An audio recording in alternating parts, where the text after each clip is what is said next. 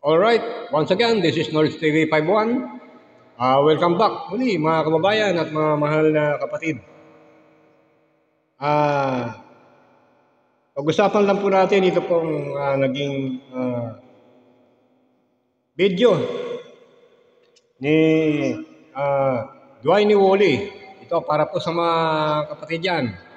Kung inyo pong natatandaan, ito pong si Dwayne Wally na isa pong Mormons missionary ay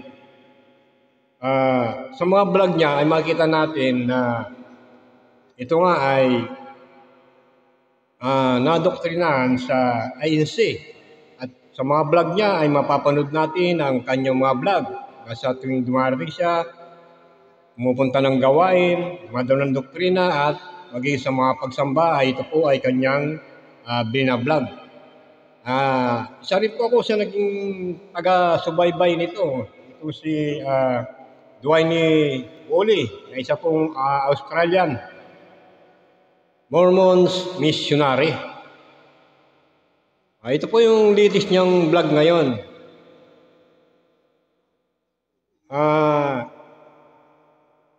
Medyo ilang buwan din po ito natigil sa kanyang pagbablog eh. Tinignan ko po ang kanyang profile. Ang last vlog niya po ay 3 weeks ago o 3 weeks ago. At ito ang alam ko kasi ito po ay umuwi sa kanilang bansa sa Australia. At ngayon ay ito po ay bumalik muli sa Pinas. At ito po ang unang vlog niya rito ngayon. Ito nga po na ay marami daw nagtatanong kung siya daw po ay Iglesia ni Cristo na. At dito po ay sinagot niya sa vlog niyang ito. Napamamagatan naman po natin na bakit hindi natuloy sa bautismo itong si Dwayne Wally. Samantalang nakumpleto niya ang kanyang doktrina, ang kanyang pagsubok. Ito po, panuorin po natin ang kanya pong paglalahad sa kanya pong vlog. Year, pinag-aralan ko ang isang relihiyon known as Iglesia ni Cristo or an English Church of Christ. Dinoktrinahan ako. They taught me 25 lessons plus an extra 3 lessons para sa mga foreigner or sa mga taga-abroad na dinodoktrinahan. So pagkatapos nun, sinubukan ako sa INC. Sa Iglesia ni Cristo kasi, ang pagsubok is where kailangan patunayan mo na gusto mo talaga to. Na gusto mo talaga mabautismohan sa Iglesia ni Cristo. Na seryoso ka. So, you need to attend pagsamba or worship service ng 2 beses sa isang linggo for 6 months. Pagkatapos nun, it means pinutunayan mo na gusto mo talaga to, you can then get baptized sa Iglesia ni Cristo. So, ang tanong, naging kaanib ba ako sa Iglesia ni Cristo? Ayan po kasi mga kababayan, mga kapatid. Sa Iglesia ni Cristo po kasi, mayroon pong doktrinang tinatawag dyan. Nakapaloob po dyan ang 25 lesson at 6 months na pagsubok. Nakapaloob po dyan yung pagsambang walang palya. Tuloy. Ikwento ko na sa inyo kung ano ang naging journey ko sa INC. Marami kasi nagtatanong, nagpa-comment pa sa mga video ko, like, INC ka na ba? So, eto na, sasagutin ko sa video na to kung ano yung naging experience ko sa Iglesia ni Cristo at kung Iglesia ni Cristo po ako ngayon. Napakinggan ko ang doktrina ng Iglesia ni Cristo. Maraming beses ako nag-meet sa isang manggagawa doon sa lokal namin. At marami akong tanong. Magaling naman siya sumagot. Parang malinaw naman ang doktrina ng Iglesia ni Cristo. Pero there were still a few things that I was unsure about. Still a few things that I wasn't yet convinced was... O yan. Ang sabi niya mga kapatid, magaling naman daw sumagot ang mga manggagawa, ang mga ministro na nagdoktrina sa kanya kung saan siya ay nagtatanong. Pero sa kabila ng lahat ng yun, mga kapatid, hindi siya sigurado. At hindi siya, parang hindi siya kumbinsido kung ito nga ba ay totoo. Tuloy. It's the right interpretation of the Bible. So, tinanong ko sa minister, siguro ito yung pinaka-importanting tanong. Paano mo nalaman na totoo yung INC? Tinanong ko rin to sa isang tagapangasiwa ng Iglesia ni Cristo. Paano mo nalaman na nasa katotohanan ang Iglesia ni Cristo at peke ang lahat ng ibang relihiyon? Pareho ang kanilang sagot sa akin, yung manggagawad, yung tagapangasiwa. Pareho ang sagot nila. Sabi nila, kasi yun yung nakasulat sa Biblia. Kung ano ang nakasulat sa Biblia, yan ang dapat natin sundin. Yan ang sinusunod namin. Tama. Tama naman, di ba? Oo nga, tama naman. Kung anong nakasulat sa Biblia, yun yung katotohanan. Yun nga lang may problema dyan. Anong problema? Kasi gano'n din ang sinasabi ng lahat ng relihiyon. Kapag itanong mo sa pastor ng Sapadista or Saksi ni Jehovah or Churches of Christ or kahit anong Kristiyanong relihiyon, gano'n din ang sagot nila eh. Kasi yun ang nakasulat sa Biblia. Kung kayong lahat, nagbabasa lang kayo sa Biblia, bakit iba't iba ang relihiyon nyo? Hindi ba dapat isa lang? Hindi ba dapat sumasang-ayon kayo sa isa't isa dahil isang libro lang ang binabasa nyo? Ganito kasi. Oo, nagbabasa lang sila sa Biblia. Pero, iba't iba ang kanilang pagkaintindi. Iba-ibang interpretation. Yan ang dahilan kung bakit maraming iba't ibang Christianong religion sa mundo na to. Kasi they all interpret the Bible. So, my next question sa manggagawa was, paano mo nalaman na tama ang pagkaintindi ni Ka-Felix Manalo sa Biblia? At mali ang pagkaintindi ng ibang religion. Sabi niya kasi, kinumpare niya ang doktrina ng INC sa doktrina nila at masasabi niya na mas tama ang INC. Paano ko malaman na totoo ang INC? Paano ko malaman yun? Kasi kung magbabasa lang ako sa Biblia, malilito pa ako. Kung pakinggan ko yung side mo na parang tama, pakinggan ko yung side ng ibang religion na to, parang tama din. So, paano ko masabi na ay mas tama ang INC sa kanila? So, finally, sinabi ng manggagawa sa akin, gagawin mo, Brother Dwayne, is manalangin po kayo. Tama. Manalangin po kayo sa Diyos, itanong mo sa Kanya, para mag-guide ka niya, para malaman mo, eventually, kung saan ka dapat. Ginawa ko yun mga ilang beses. Habang nanalangin ako sa Diyos, nararamdaman ko yung kapayapaan, yung parang feeling na kaligayahan, galing ba sa Diyos yung feeling niya o galing ba sa akin? Kasi sa Mormons, lumaki ako sa Mormons. And then every time nanalangin ako sa Diyos ng seryoso, nung missionary ako, marami akong experience doon na ganoon din yung naramdaman ko. Yung parang kaligayahan, kapayapaan. Sabi ng manggagawa sa akin, iba't iba ang naging experience ng bawat member ng Iglesia ni Cristo. Sa iba't iba ang paraan kung paano sila tinawag ng Ama. Yung iba, may panaginip. Yung iba, may feeling. So what do we do? What do I do? Because Hindi, yan. Hindi naman tinuturo dyan na na iba't ibang pagtawag kasama yung panaginip. Sa Iglesia ni Cristo, kaya sinasabing iba't ibang paraan ng pagkatawag, ay ang Diyos gumagamit ng kasangkapan. Hindi kami naniwala sa panaginip. Ayaw ko lang, ha? Pero sa pagkatawag sa INC, yung sinasabing iba't ibang paraan ng pagkatawag, ang Diyos ay gumagamit ng paraan, kasangkapan. O halimbawa, ako na lang, sampul ko sarili ko. Katoliko ako dati. Ito po mga kapatid, isa lang po akong convert. Bakit natawag ako sa INC? Ang Diyos gumamit ng kasangkapan. Sino yung ginamit niya? Ginamit niya yung mga kamag-anak ko. Ginamit yung mga kaibigan ko. Maging sa trabaho. Laging mayroon akong nakakasama na INC. Yun ang pamamaraan ng Diyos. Kahit na nasa malayong lugar ka, kung tatawagin ka ng Diyos, ang Diyos gagawa ng paraan. Gagamit ng kasangkapan. Halimbawa, may napunta sa namasyal ngayon sa inyo na malayo, kamag-anak niyo napasyal. Ito palang pumasyal sa iyo kaanib sa INC. Hinikayat ka ngayon na makinig ng pamamahayag. Yun ang pamamaraan ng Diyos. Hindi dinadaan sa panaginip. Yung mga ano lang yan, gumagamit ng panaginip. Tuloy natin. No matter what, even after reading the Bible, even after praying to God, I always come back to the same question. Paano ko talaga malaman na tama ang INC at mali ang lahat ng iba? Sabihin natin, totoo yung INC. Sabihin natin, yan ang tunay na relihiyon at lahat ng ibang relihiyon ay abomination sa mata ng Diyos. Is it fair na lahat ng kilala ko at kaibigan ko itatapon sa dagat-dagatang apoy dahil hindi lang sila naniniwala na tama ang pagkaintindi ni Felix Manalo sa Biblia? Marami kasing tao dito sa mundo na talagang they try their best para sumunod kay Kristo. Talagang 100% sila naniniwala kay Kristo. Sinusunod nila yung mga utos ni Kristo according sa mga binabasa nila sa Biblia. O, yun nga. O, dito sa ano ni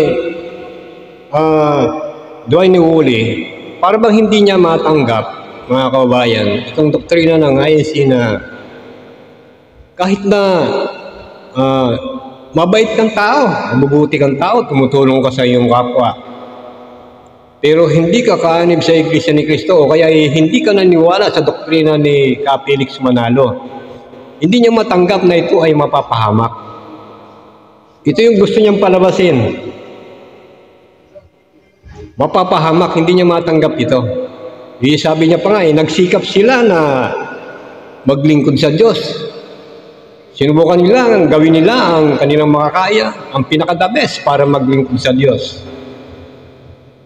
Pero sa Biblia, kung talagang maglilingkod ka sa Diyos, ang Diyos may itinurong pamamaraan kung paano ka maglilingkod sa Diyos.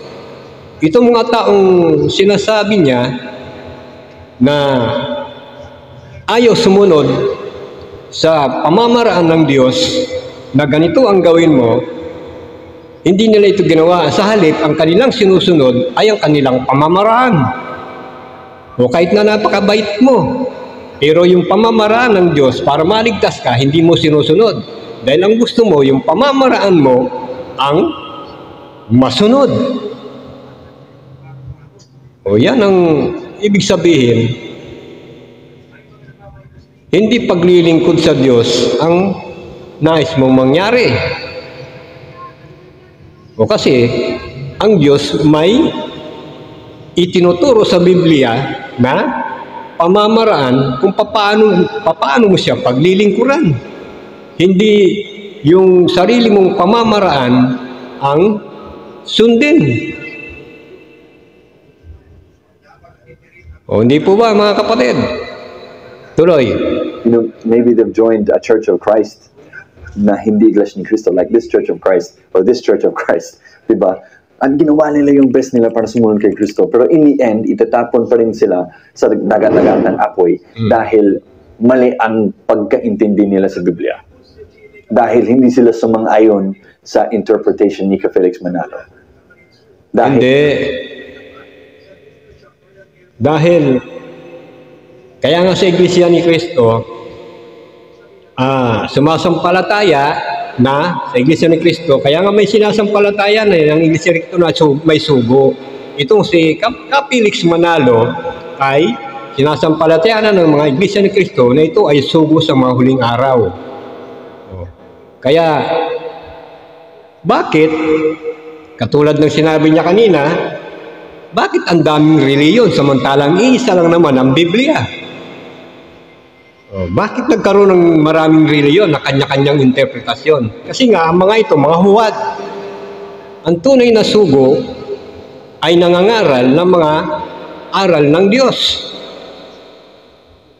Palibasa, itong mga impostor, itong mga huwad, nagtuturo sila na wala naman silang karapatan. O kaya hindi nila alam ang kanilang ipinapangaral. Paano sila mangangaral? Hindi naman sila sinugo. Paano nila ipangangaral ang mga salita ng Diyos? Wala silang karapatan. O kaya sa Iglesia ni Cristo, sinasampalatayanan na si Felix Manalo ay sugo sa mga huling araw. At makikita mo yan, may mga patutuo sa Biblia yan. At makikita mo rin sa gawa. Tuloy natin. Para sa kanila, mas tama yung religion nila. God is a just God. God is a fair God. I think we can all agree that His judgments... Tama naman, parehas talaga Diyos, hindi ano ang Diyos. It would be evil na itapon natin ang isang mabuting tao na ginawa niya yung best niya para sumunod kay Kristo, na humingi ng patawad sa mga kasalanan niya. It would be evil na itatapon yung taong niya sa dagat-dagatang apoy. It's unfair, right? Like, how is he supposed to know na dapat sa Iglesia ni Cristo na si Ka Eduardo Manalong pamamahala, dapat dun siya. Sa Iglesia ni Cristo na yan. Hindi sa Iglesia ni Cristo na to, or Iglesia ni Cristo na to. If Iglesia ni Cristo is the only true religion, why is it not more obvious? So, here's where I'm at with Iglesia ni Cristo sa ngayon. I love in Iglesia ni Cristo yung lingap sa mamayan. Yes, Iglesia ni Cristo makes money, but they also give the money sa mga mahihirap at sa mga nangangailangan. I love that lahat ng kaanib ng Iglesia ni Cristo is called kapatid. Kahit yung pamamahala, kapatid pa rin ang tawag. It's like pantay lahat ng member nila. Walang mas mataas, walang mas mababa. They're all equals. Gusto ko yun. Gusto ko rin yung doctrine nila na you must do good works to be saved. So, the doctrine that they teach na word for word nakasulat sa Biblia, naniniwala ako. May problema lang ako sa doktrina ng INC na Anong problema? hindi word for word nakasulat sa Biblia. Halimbawa, sa loob ng kapilya, kailangan maghiwalay ang babae sa lalaki. Wala sa Biblia yun. The verse they use, I think, was 1 Corinthians 14. Wala daw sa Biblia, mga kapatid, itong kaayusan sa pagsamba na bukod ng lalaki at babae. Ikong words for words na gusto mo makita sa Biblia, hindi mo nga makikita ito. Na words for words, letter by letter, nakasulat doon sa Biblia na ihiwalay ang lalaki at babae sa pagsamba. Hindi mo makikita yan. Pero nakapaloob yan saan? Sa sinasabing kaayusan. O, kaya nga sa pagsamba, nakalagay sa Biblia, gawin ninyo na may kaayusan ang lahat ng bagay kung kayo ay sasamba. O. Kaya nga sa Iglesia ni Cristo, di ba, sa pagsamba may aawit, may magtuturo ng salita ng Diyos, may magpapaliwanag. Kasi yun ang utos ng Diyos, gawin ninyo ang lahat kung may kaayusan. Kaya nga sa Iglesia ni Cristo, sa pagpasok pa lang, maayos na. Hindi pwede kung saan mo gusto umupo, uupo ka. Hindi katulad yan ng ibang reliyon. Sa Iglesia talaga may kaayusan, bukod ang lalaki at babae. Kasi kung pagsasamahin mo yan, yung lalaki at babae, katulad sa Katoliko, unong naranasan ko rin nga yan, dahil dati rin akong Katoliko, pagsasamba ko sa Katoliko nun, punta ko ng simbahan pag sumasamba nun ako dati, tuwing Pasko lang. Nakatabi ko napakagandang babae. Hindi na nakatuon yung isip mo, yung puso mo sa pagsamba sa Diyos. Ang isip mo nakatuon doon sa magandang babaeng katabi mo. Wala na mangyari sa...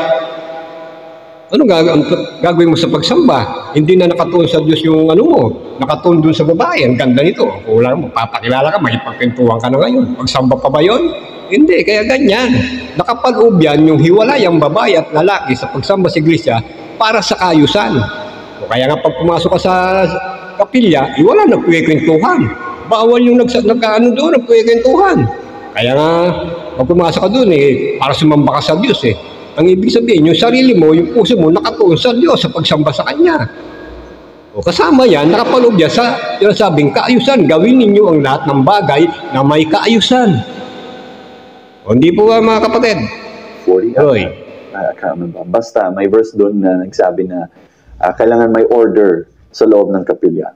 Paano mo nasabi na the word order means dapat maghiwalay ang babae sa lalaki? O wala po talaga yung sentence na yan sa Biblia na all men and women must be separated during worship service. Wala yan. So that's an interpretation. Another one is yung pagsamba, kailangan magsamba ng 2 beses isang linggo. Wala sa Biblia yun.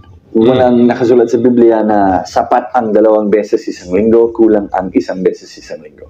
There are verses that say we need constant nourishment. Ano bang nakalagay sa Biblia? Ito, mga kapatid, tanong ko sa inyo.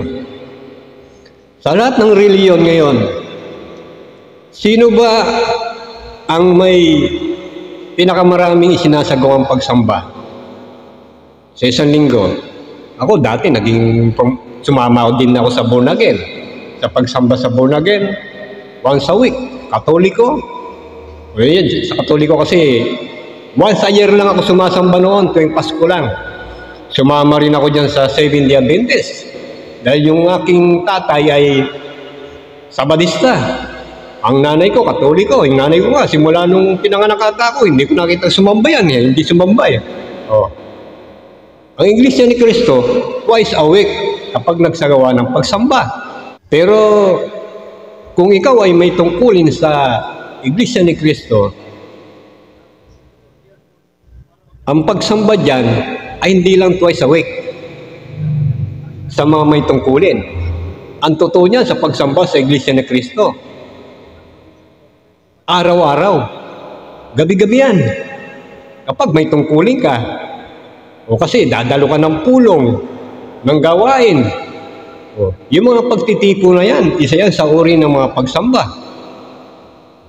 O kaya sa mga may tungkulin, halos gabi-gabi, isinasagawa ang pagsamba. O para sa mga ordinaryong kapatid naman, twice a week. O kasi nga, ibinabase din sa kalagayan natin ngayon sa panahon. O kasi naghahanap buhay tayo, nagtatrabaho. Kulang yung oras natin para sa ganyang pagsasagawa. O pero kung sa paramihan ng pagsamba, ang Iglesia ni Cristo, twice a week ang pagsamba. Yung ibang reliyon, once a week lang. O yung mga Katoliko, ay katulad ko, once a year lang nung sumasamba ko nung araw sa Katoliko. O tuloy. The Word of God. Pero sino nag-decide na 2 beses is sapat na? Si Ka-Felix Manalo. Siya yung nag-decide niyan. Pero wala sa Biblia yung 2 beses dapat. Like, bakit 2 beses? Bakit hindi 3 beses? Bakit hindi araw-araw? Probably the biggest hadlang sa akin was the block voting in Iglesia ni Cristo. Yung doktrina na kailangan ang mga Filipino, kailangan iboto nila kung sino ang gusto ng... Ayan, hindi rin siya sang-ayon mga kapatid. Dito siya nasabing kaisahan sa pagboto. O kaya pala hindi siya natuloy sa bautismo. O hindi rin pala siya sang-ayon sa sinasabing kaisahan ng pagboto ng Iglesia ni Cristo. Tuloy natin. Pamamahala. So the pamamahala will manalangin sa Diyos. He'll be guided daw by the Holy Spirit, and then he will know kung sino dapat iboto sa election sa Pilipinas. Hindi po ako na-epekto dun kasi nga foreigner ako, bawal akong magboto. Pero it's just the fact na doktrina pa rin siya ang Iglesia ni Cristo. Kailangan tanggapin ko pa rin yun kung gusto kong mabautismuhan. I brought this up with the manggagawa na nagturo sa akin, and he showed me a verse doon sa Biblia, sa Philippians 2 verse 2 ata. Nagsabi doon na kailangan magkaroon kayo ng iisang kaisipan. Ganun. So sabi niya, paano tayo magkakaroon ng iisang kaisipan kung iba't iba ang binoboto ng mga kaanib ng Iglesia ni Cristo? Kailangan isa lang. Yun nga lang, hindi pa rin sila nagkaroon ng iisang... Hindi. Ayan, yung kaisahan sa Iglesia ni Cristo, talagang utos ng Panginoong Jesucristo yan. Nasa Biblia yan. Nasabi ng Panginoong Jesucristo, sa pangalan ng Panginoong Jesucristo, maging isa kayo sa pag-iisip, ang mga lubos kayo sa pag-iisip, at sa isa lamang paghatol.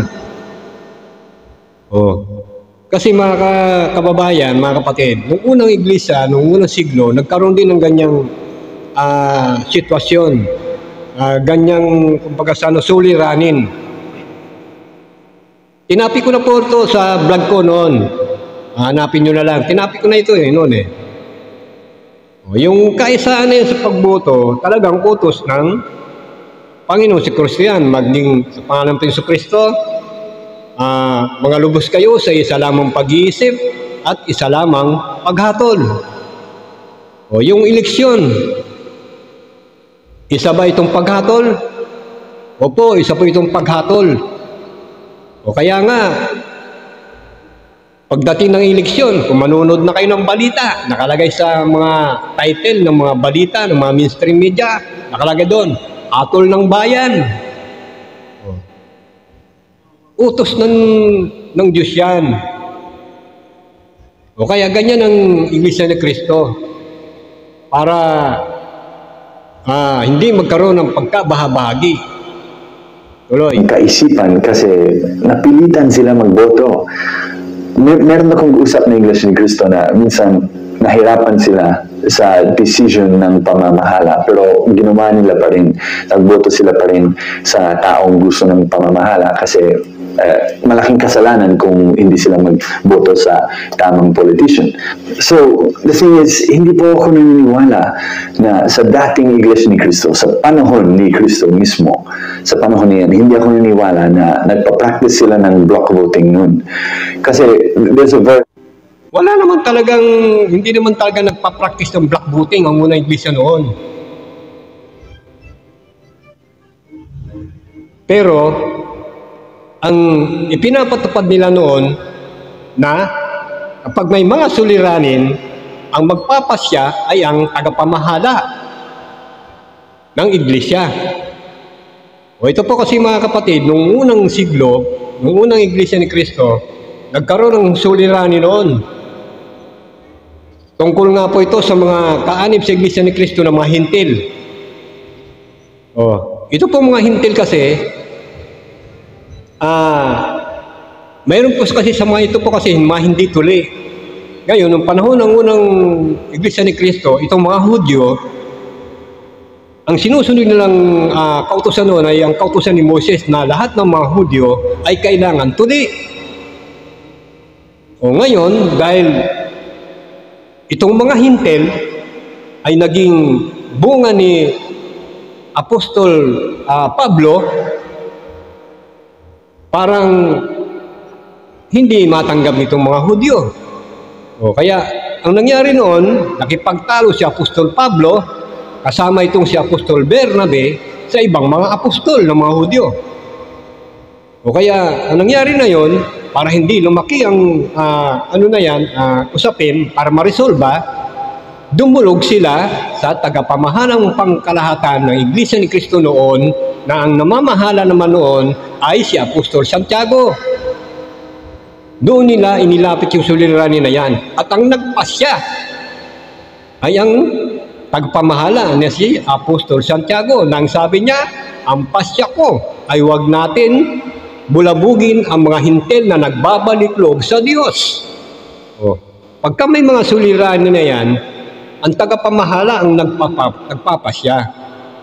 Ganyan yan.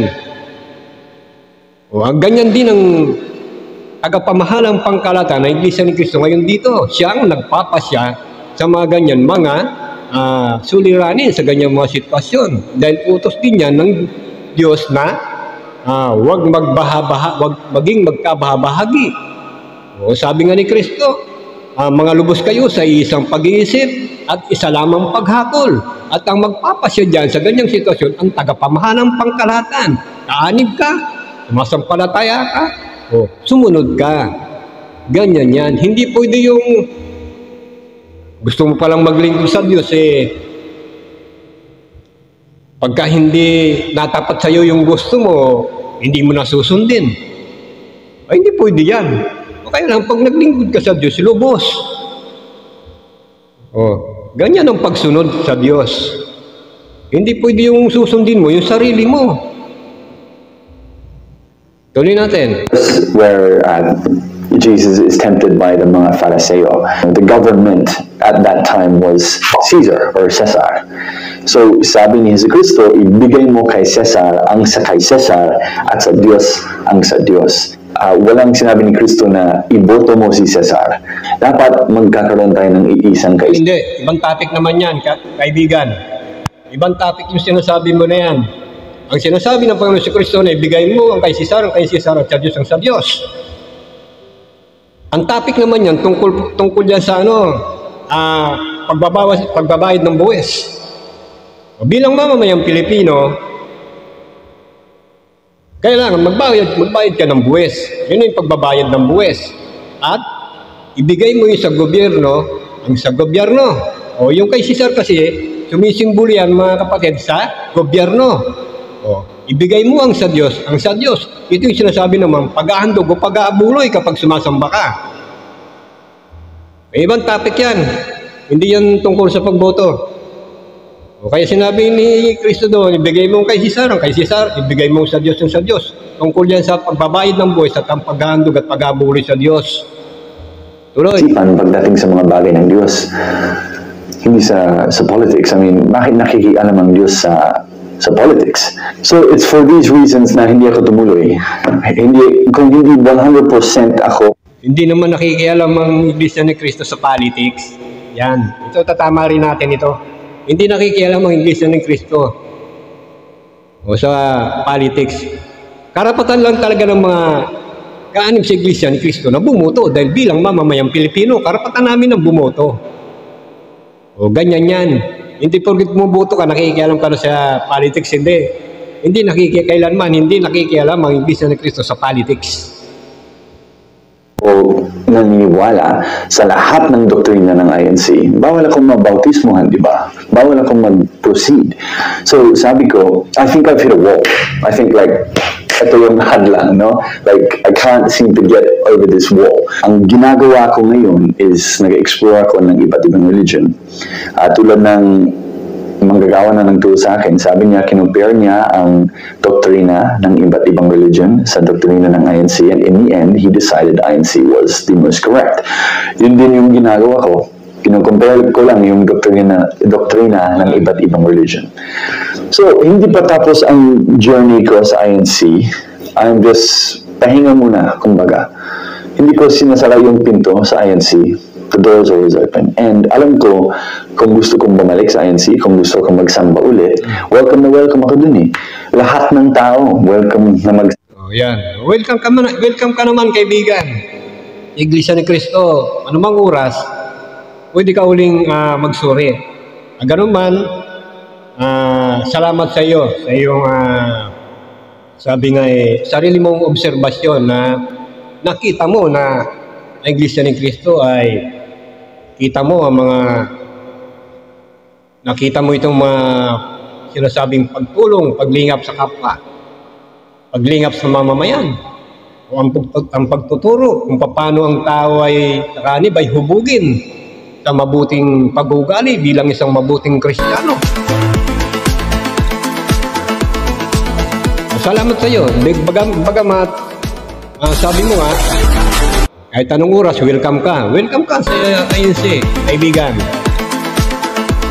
Sabi nga kahit anong oras.